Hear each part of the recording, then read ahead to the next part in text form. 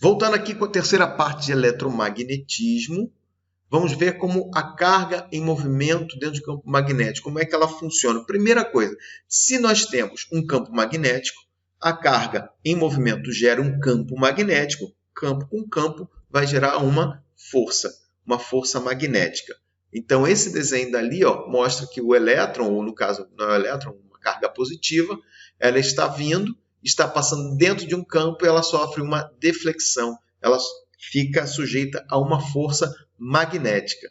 Como é que eu vou calcular esta força magnética? Existe uma regra da mão direita que vai me dar o sentido dela. Então, primeiro, o dedo polegar indica a direção, a velocidade, direção para onde vai esta carga. O B, esses aqui vão me dar as linhas de campo. E a palma da mão, que alguns chamam de regra do tapa, me dá a força. Então, você pode fazer com a sua mão este desenho aqui, assim. Veja. Então, onde este aqui é a velocidade, este aqui é o campo e este aqui me dá a força. Dessa forma, assim. Está ali um outro desenho. O que acontece? Aqui entrou a força, mas é só rotacionar ele.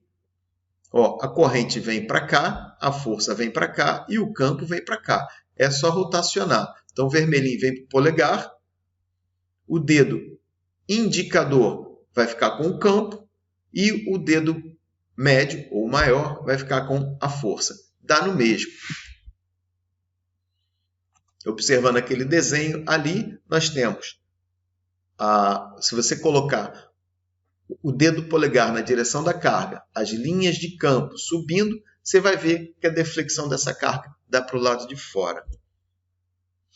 Só para ficar claro, aqui nós temos uma carga positiva. Se fosse uma carga negativa, ela estaria indo para o lado oposto, lado contrário. Você pode usar, no caso das cargas negativas, você pode usar a mão esquerda. Aqui somente para mostrar o cálculo, ela vem de um produto vetorial, um pouquinho mais adiante, mas ela vai ser dada por QVB seno de θ. Já vamos ver isso adiante. Além da unidade Tesla, também é utilizada a unidade Gauss, que é 10 na menos 4 Tesla. Mais uma vez aqui, para exemplificar bem, para vocês decorarem ou observarem melhor a deflexão da força, a atuação da força dentro de um campo. Carga em movimento. Então, olha lá, QVB seno de θ. QVB seno de θ. O seno de θ vai me dar três opções interessantes, 180, 0 e 90 graus. Veja que 180 e 0, o seno de 180 e 0 é 0. Portanto, não vai gerar força nenhuma. Só tem força magnética quando a carga estiver perpendicular às linhas de campo. Este ângulo θ ali, que a gente vê o seno de θ, é o ângulo entre a velocidade e o campo. Então, quando elas estiverem perpendiculares, vai aparecer uma força magnética. Quando tiver paralelamente ou antiparalelamente 180 graus, não há força magnética. Este desenho que eu vou apresentar aqui, ele mostra bem isso aí. Carga positiva indo a favor do campo e a carga positiva indo contra o campo. Veja que tanto faz quanto um lado quanto o outro, o seno, tanto um de 0, tanto 180, o seno de 0 é 0, portanto, a força magnética é 0, não há deflexão.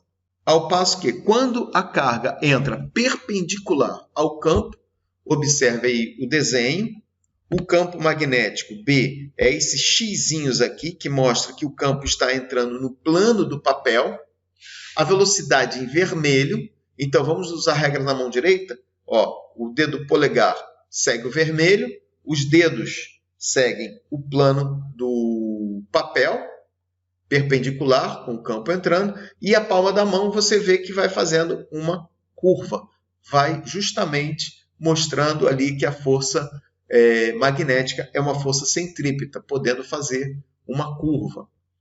Então, como o seno de 90 é 1, e aí a força magnética vai ser dada por QVB. Quanto maior a velocidade, maior a força. Quanto maior a carga, maior a força. Quanto maior o campo, maior a força. Então, para ficar claro, cai muito nos exercícios em vestibulares, é que como que eu vou determinar, por exemplo, o raio dessa trajetória? Primeira coisa que eu sei, que a força magnética é a força centrípeta. Já dei um spoiler aqui. Força magnética é a força centrípeta. Portanto, força magnética QVB e força centrípeta mv² sobre R. Logo, o raio dessa trajetória é dado por R igual mv sobre QB. É interessante observar a inércia aqui. Ó. Maior a massa, ele passa direto. O raio é grande. Quanto maior a velocidade, a gente diz que ele vai ter uma inflexão maior. Porém, mv tem a ver o quê? Com a quantidade de movimento, é a inércia do corpo. Então, ele vai passar reto. Porém, quanto maior a carga e maior este campo, maior vai ser a deflexão, menor o raio. Mas se ele entra num movimento circular, ele vai ter um movimento periódico, ele vai ter um período. Portanto, como é que eu posso calcular este período? Ali já está sendo simplificado. Se você quiser calcular o período desta carga aí dentro do campo magnético, é dado por 2πm dividido por QB. Vou fazer mais uma pausa e vamos para uma quarta parte do nosso eletromagnetismo.